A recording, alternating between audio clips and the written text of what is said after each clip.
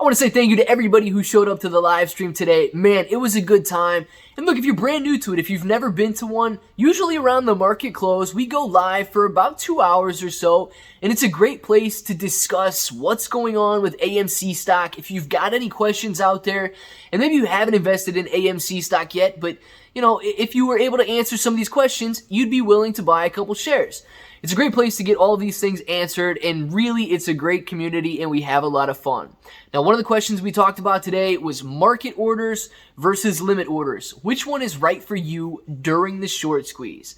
So that's exactly what we're going to be talking about in the video today. And of course, if it sounds like something you're interested in, let's get started.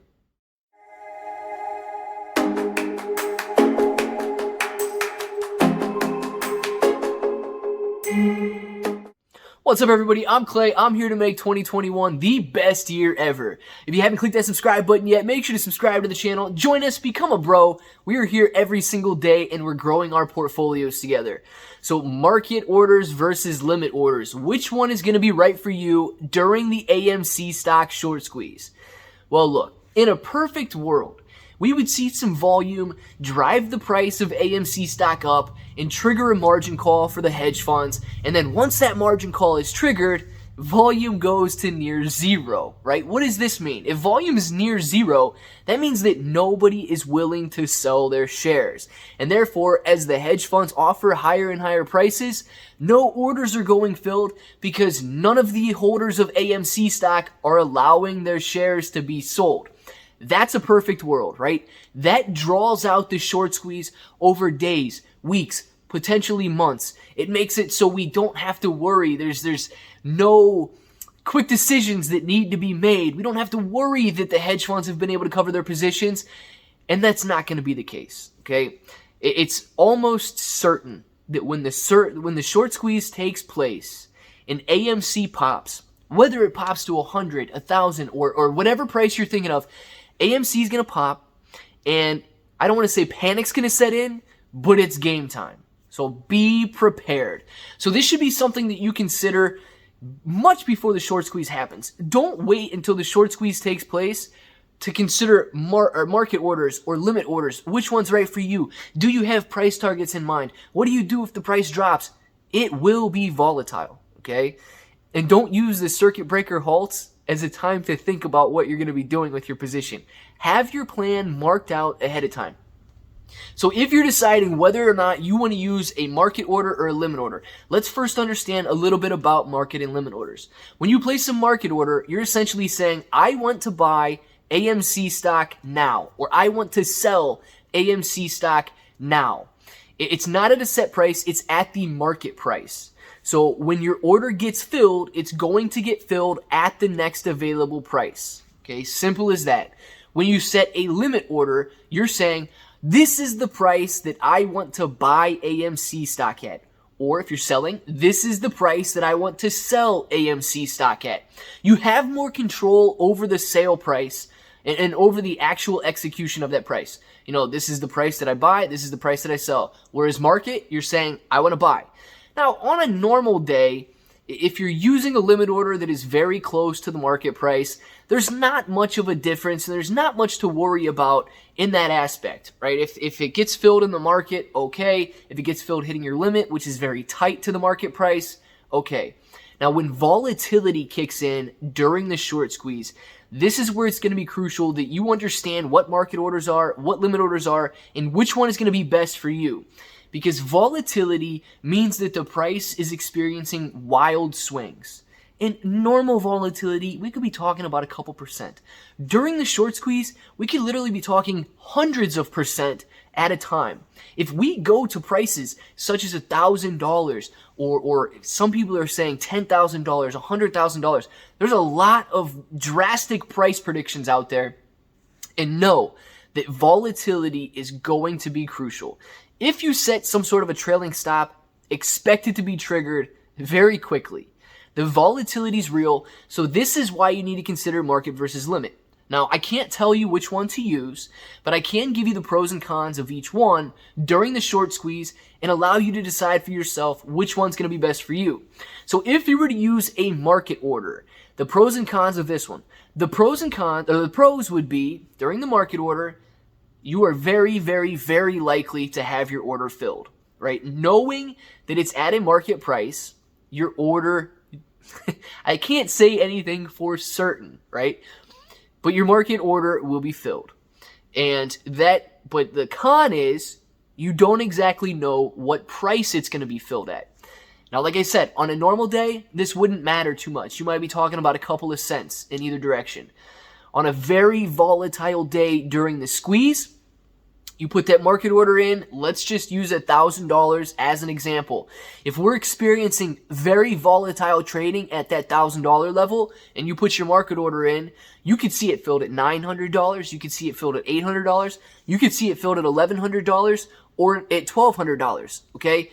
There will be volatility. It's going to be real. Your order will be filled, but it could be filled at something drastically different than the current price, knowing that seconds in either direction could cause huge price swings. Now, on the other hand, you have limit orders. So let's talk a little bit about using a limit order during the short squeeze. Say we are close to $1,000 again, and you put your limit, or say you put your limit at $1,000. We're right around there. You put your limit at $1,000.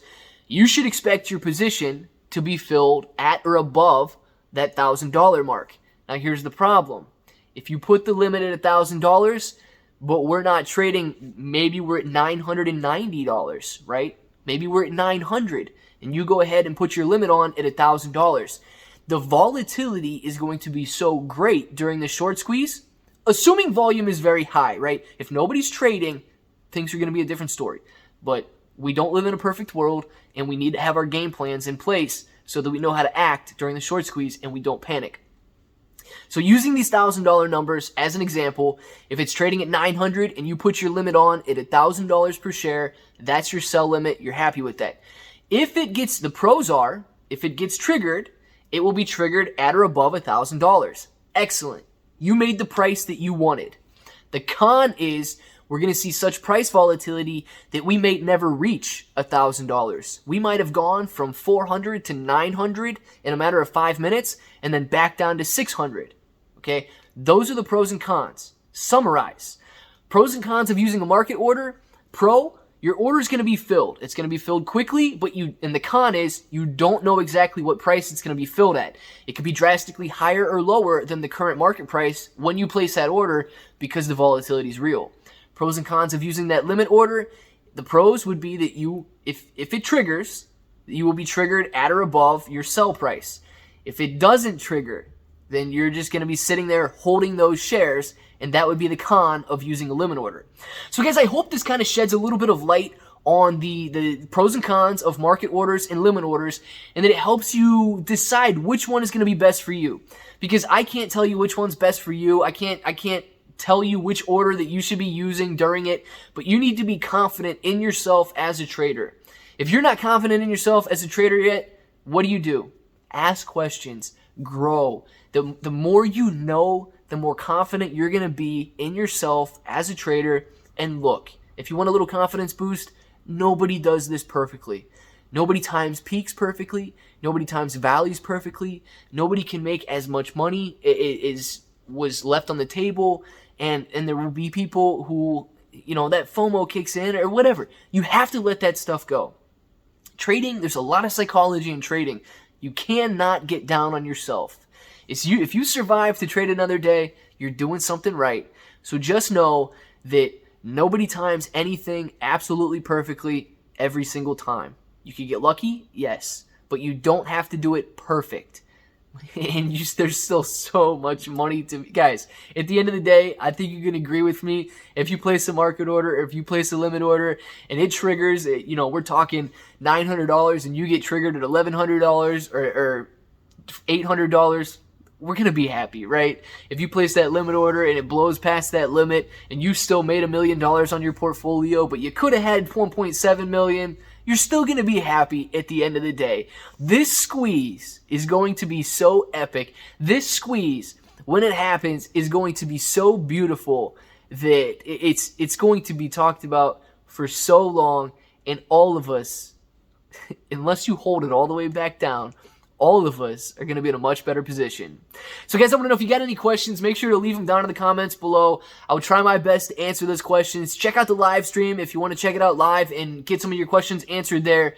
If that subscribe button is still red, make sure to subscribe to the channel. Join us, become a bro. We are here every single day. We are growing our portfolios together. Use the link in the description below for Webull. Sign up, sell those free shares you get, buy some AMC, join the movement, absolutely free. I mean, you can't go wrong if you got one share of AMC and you didn't even pay for it. That's excellent.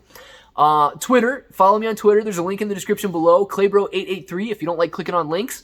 What else? We're going to be doing a giveaway on May 26th. You need to make sure you check that out.